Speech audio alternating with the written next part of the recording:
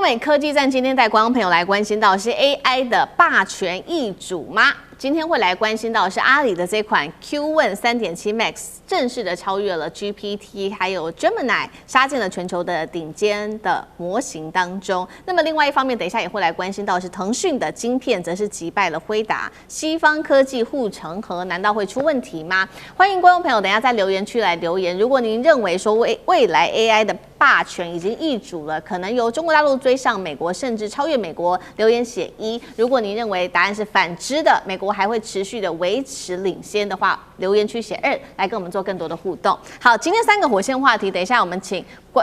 來賓來幫我們做解答。包括第一個，如果 Q1 的3.7 Max 真的在程式當中超越 GPT 跟 Gemini 的話，甚至進入全球第1梯隊，這代表中國大陸 AI 在核心上已經追平美國了嗎？是第一個問題，等一下請來賓幫我們做解答。第二個事情，如果中國的晶片真的能夠超越 NVIDIA、Intel、AMD 等大廠，代表這個算力結構已經出現了一個關鍵的變化嗎？最後我們也會來關心到的是 AI 可以長時間自主寫程式，代表 AI 已經開始主導戰場了嗎？今天就這些議題我們會一起來做關心。好，我們要趕快來看到這個是最新的消息，其實呢可以說是震撼了業界 AI 圈，因為阿里巴巴推出的一個最新模型，這一款叫做 Q1 3.7 Max， 在程式的設計權威平台評測當中傳出呢，這個成績達到非常好，現在來到第4名，而且是超越 GPT 跟 Gemini 的，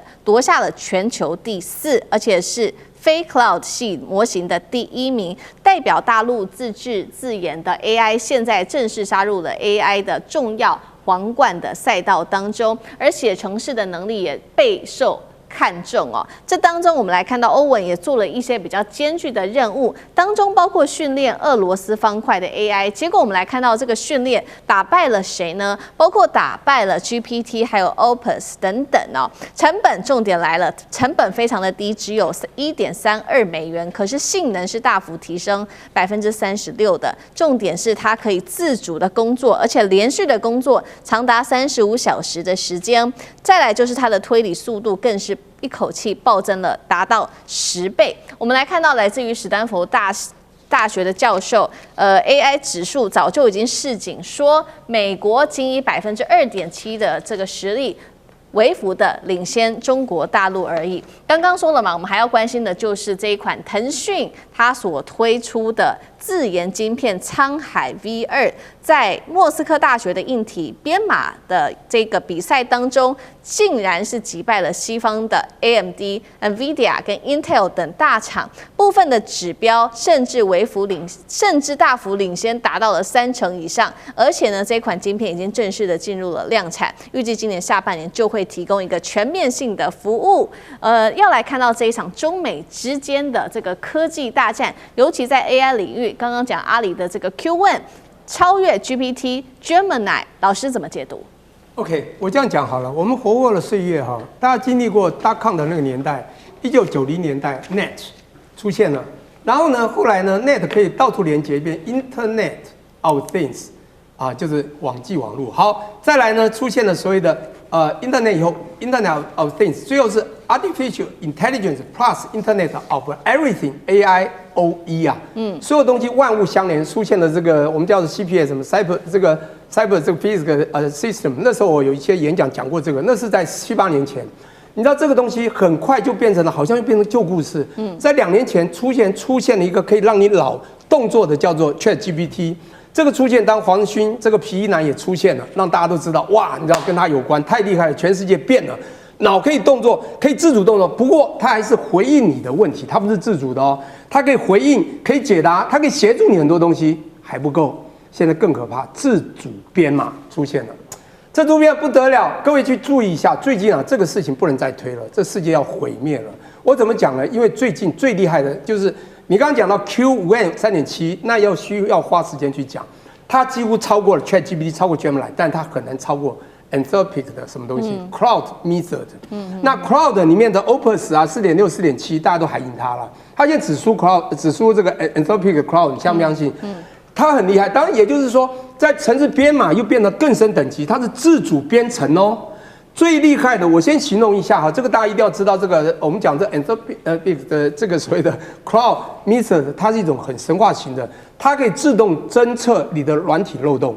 回溯15-20年，它在很短時間把你 IBM 20多年前的問題找出來，還去解決，然後當你很多的軟體前面的問題全部解決，它這麼厲害的可以自動監測它的漏洞識別，然後去最後就修補 diagram， 然後就 remedy， 所以去解救很多東西。這問題在哪裡？如果駭客抓到了，請問現在任何銀行，你的所有的情資，你不是全部都可以解破？我告訴你，只要有駭客拿到，你們所有的東西都可以被厲害的壞人拿走。這已經太厲害了。所以 Cloud 這個的 Meter 現在在被限制，我覺得有點像到1996年，当 Clinton 宣布你知道的陶丽羊啊，出生了從 A、B 兩個羊，再用這個精子卵子在西羊裡面生下了另外一個羊，長得一模一樣。複製羊的時候就宣布不能有複製人，你可以複製猴，複製全世界都複製，不能複製，這是世界的恐怖。一樣這個問題來了，可是你知道，不管怎麼說，大家在比這個世界的未來，你知道中國就是不輸人啊，輸人不輸陣。阿里巴巴它的旗艦 model 呢 ，Q1 3.7， 看你程式編碼來，他也來搞這一套，沒有想到他很快可以35小時自主工作哦，而且可以自主編碼、牽制工具調用，然後最後呢，你剛剛講那個重點，我們講 CP 值。分母 cost down 好便宜嘛，1.3萬美金。我们它的性能哦 ，performance 哦，卻提升57%、56%、57%。哎，請問一下，這樣的工具就像那個當時這個 DeepSeek 出現ChatGPT 出現 DeepSeek， 大家就去用嘛，因為它便宜。這個原因，它一出來，你覺得怎麼辦？就是馬上會讓全世界西方的國家又嚇到，所以大家就會講，哦，中國什麼東西都可以做出來。當然，它有可能就是美國先有了第一個，有了 model， 你要學習是比較快了，但站在巨人的肩膀上前行，再跳到比他前面，我就看到中國大部分是這種做法。那不管怎麼說，中國這些一個一個的又出來，讓全世界知道 AI 的競賽，中國不會輸美國，就這麼清楚。你不管你今天說轉個頭，之前黃仁勳講轉個頭就看到中國在後面跑了，我告訴你，美國已經跑累了，他體能還很強哎。我告訴你，你跑位到最後，他馬上就衝過了。這就是你看張雪機車啊，在這個歐洲的賽道一樣，到最後啪就衝過了第一名，就這樣的精神。好，同樣問題也特別請教賴老師，這是大陸 AI 的這個逆襲嘛？另外剛剛提到的這款晶片是騰訊的滄海 V2，而且說它擊敗了 AMD 啊、輝達等等，老師又怎麼看？這是硬體了哈。我們看到基本上來講，剛剛這個聶教授他所提到，我們一般是分3個層次來 PK 嘛啊。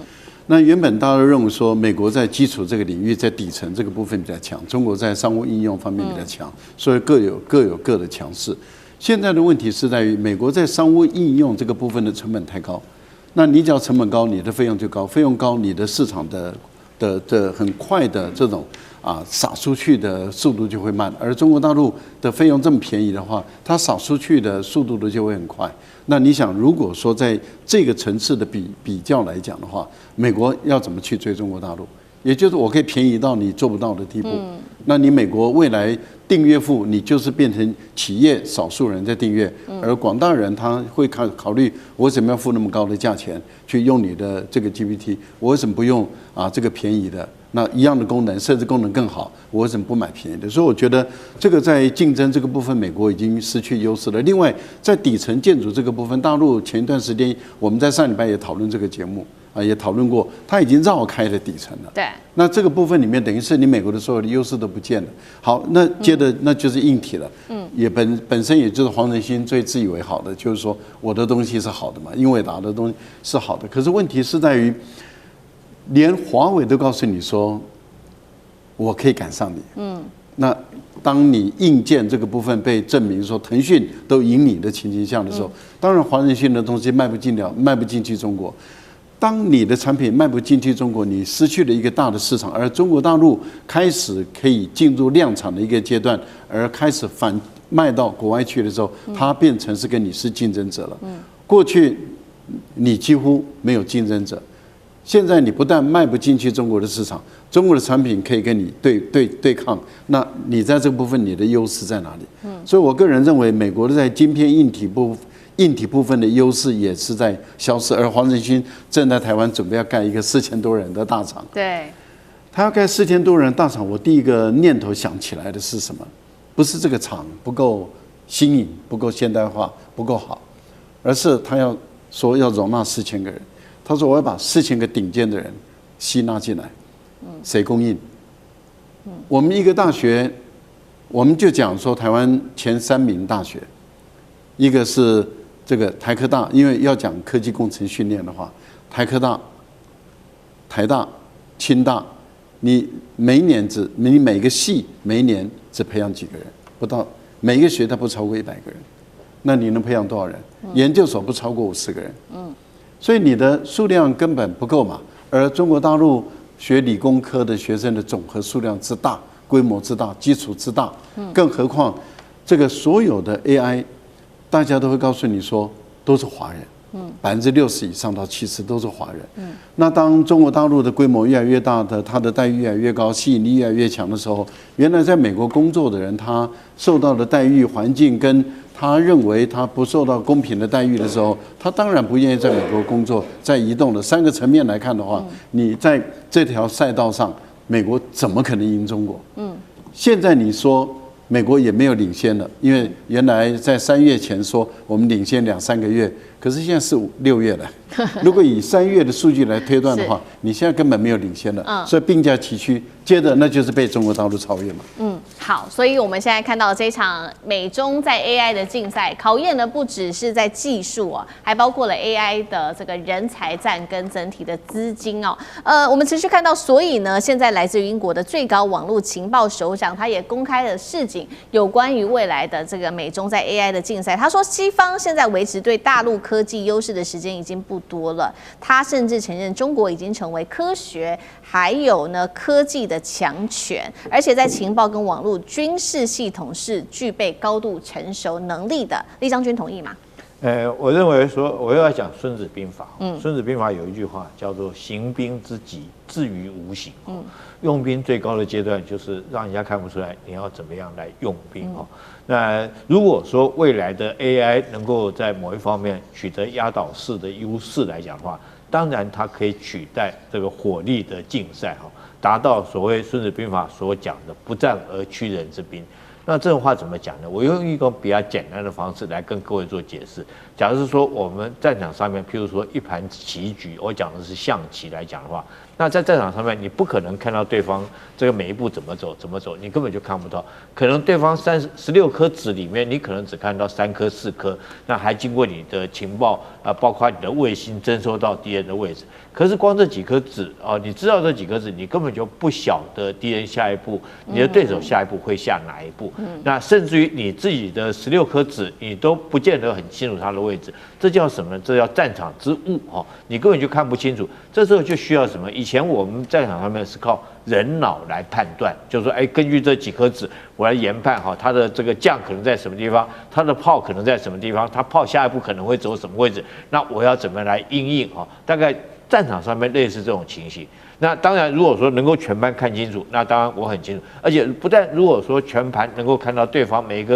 個子的位置，還可以精準的預測出來他下一步會走什麼地方。那當然你獲勝的幾率就非常之高。所以這就是 AI 的功能啦。在戰場上面，它可以協助指揮官做這方面的判斷，它可以很清楚的從這個情報從這個衛星、戰機偵察機所收，或者是說無線電機所收集到的相關這些情資研判出來情報，然後斷定出來下一步敵人可能會怎麼走，敵人的兵力部署會在什麼地方。那你自己這邊你也很清楚自己的兵力部署，你也很清楚自己應該做哪一段。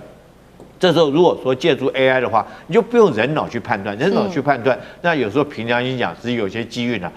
我自己研究過很多的戰士，我覺得有時候戰場上的獲勝，有時候是有一些機運跟運氣在了，但戰場上你不能都靠機運跟運氣啊，對不對？你可能運氣不好，你就戰敗了。所以如果說有 AI 協助主官來做相關的判斷，可以提供他更精準的判斷，也更了解敵人的情形，然後將戰場之誤全部清除掉。我覺得如果在這方面你已經取得優勢來講的話，那對方如果說沒有這方面的協助，那當然就是能夠達到不戰而屈人之兵的這個作戰目的。好，謝謝將軍。那我們休息一下，馬上回來。地緣政治、美中之爭、戰略價值、強權崛起、小國生存，現在與未來洞悉事件走向，掌握世界脈動，全球觀點盡在環球大